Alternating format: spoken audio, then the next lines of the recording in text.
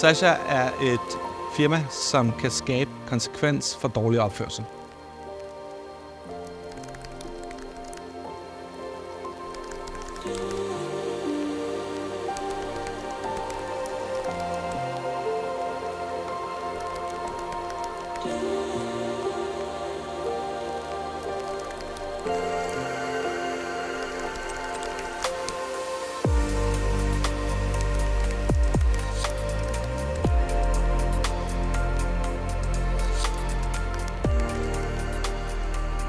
Man opfører sig forfærdeligt på nettet, fordi der ikke er nogen konsekvens. Så det, jeg tager med mig i dag, det er, vi har sørget for, at der er en konsekvens. Vi kan endda forhindre det i at ske. Og problemet, det er i hvert fald rigtigt. Så for mig var det fedeste egentlig mere at snakke med offerne bagefter, som er op og køre over, at de nu rent faktisk kan se, at der er en løsning, som giver mening og rent faktisk kan virke. When someone is sharing your pictures without consent, it feels like you're losing control, not just over the picture, but of your whole body. You feel like a product, and when you see how your picture is being shared online, organized into groups, and people are discussing your body, you feel really horrible. When it happened to me, I felt really suicidal. I didn't see how I could ever get a job, how I could ever be happy again. And I constantly had this fear or these thoughts that I was walking down the street and I was wondering, have you seen me naked?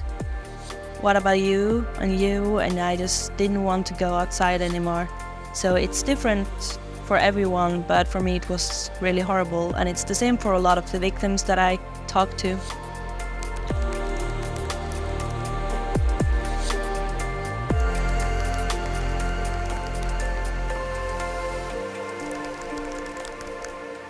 Det er personlige billeder, det er familiebilleder, det er arbejdsbilleder.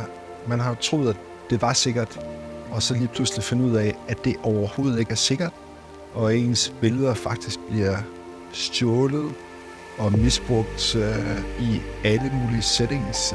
Så jeg er jo sat til verden for at hjælpe folk. Jeg er læge. Jeg laver ikke andet til hverdag, og så lige pludselig så bliver mine billeder brugt til at ødelægge andre mennesker, uskyldige mennesker, som ikke har bedt om det.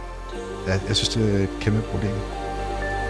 Hvis der er noget, der som regel i hvert fald kan få mig i gang med noget, så er det personlig motivation. Og det er det, Sasha er for mig. Det er et personligt motivationsprojekt til at stoppe et gigantisk problem, som jeg overhovedet ikke vidste fandtes, da det opstod for mig. Men jeg blev et indirekte offer for det, fordi jeg kunne se, hvordan jeg holdt rigtig meget af. Jeg blev påvirket af det.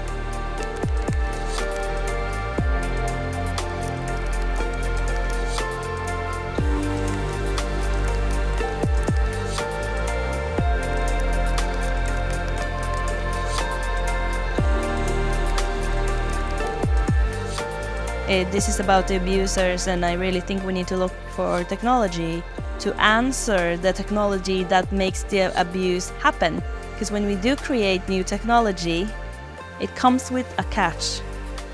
Jeg har jo kvinder fra hele verden, mænd fra hele verden, der skriver til mig hver dag.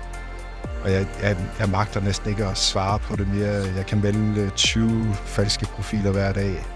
Og det er bare på Instagram og Facebook, ikke? Så er der TikTok og alverdens dating-apps i hele verden. Altså, jeg ligger over det hele. Altså, billederne er ude. Vi deler content forkert. Og hver gang vi gør det, så kan Sasha løse det. Så for mig, der er ligesom vand er livsvigtigt for os som mennesker. Jamen, så er Sasha vand for den digitale dagsorden i forhold til at opføre sig ordentligt.